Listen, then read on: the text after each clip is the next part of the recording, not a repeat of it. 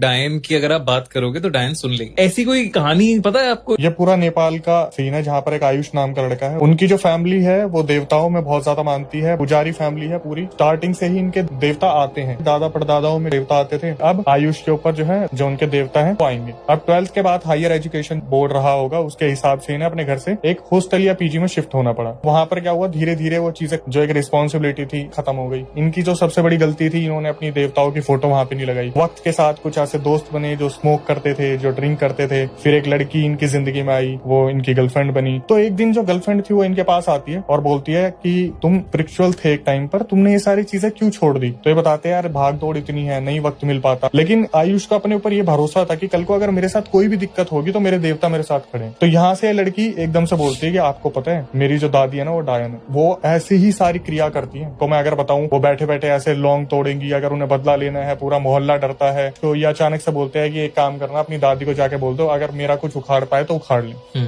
तो वो अचानक से बोलती कि ये तुमने क्यों बोला? तुम्हें पता है जब हम उनके बारे में बात करते तो वो सुन लेती। तो आयुष बोला बोल दो ना दादी को कि मेरा कुछ करके दिखाया, अगर तुम्हें इतना ही लग रहा है तो हमारे देवता हमारे साथ रहते हैं। जब वे वापिस आ रहे थे तो देखते सामने एक बुजुर्ग औरत चल रही है, धीरे धीरे चल रही है और आयुष अपनी तरफ से भाग रहे हैं, लेकिन उस औरत से आगे नहीं निकल पा रहे। वो जो बुजुर्ग औरत होती है वो सीधा भाग के जाती है और नहर में छलांग लगा देती है। अब ये और ज्यादा घबराती है कि ये क्या देख लिया मैंने। पानी में देखना शुरू करते हैं तो कुछ भी नहीं है। थक हार के अपने घर पे वापिस आ जाते हैं। जब सो रहे हैं तो बार बार ऐसा लग रहा है कमरे में कोई आ रहा है जा रहा है। फर्स्ट टाइम इन्हें दिखता है कि एक एंटिटी जो 6-7 फीट की है औरत, उसका मुंह जला हुआ है, होठ अंदर दबे हुए हैं, आंखें बाहर निकली हुई है और वो सीधा इनके ऊपर आई और इनकी छाती पे आके बैठ गई। ये बंदा पूरी तरीके से बोलने की कोशिश कर रहा है, पूरा रिएक्ट करने की कोशिश कर रहा है, ऊपर बैठ के ऐसे दबा दिया कि कुछ कर नहीं पा रहा। एकदम से ही उठता है और ये देखता है कि मेरे कमरे के बाहर एक बुजुर्ग आदमी है और वो एकदम से बोलता है आ जाओ अंदर, क्या व्यवस्था कर रखी है तूने मेरे लिए? कहाँ है मेरी फोटो? कहाँ है भगवान की फोटो? कहाँ है? सिगरेट पी रहे हो तुम, ड्रिंक कर रहे हो और मेरी कोई व्यवस्था नहीं है यहाँ पर।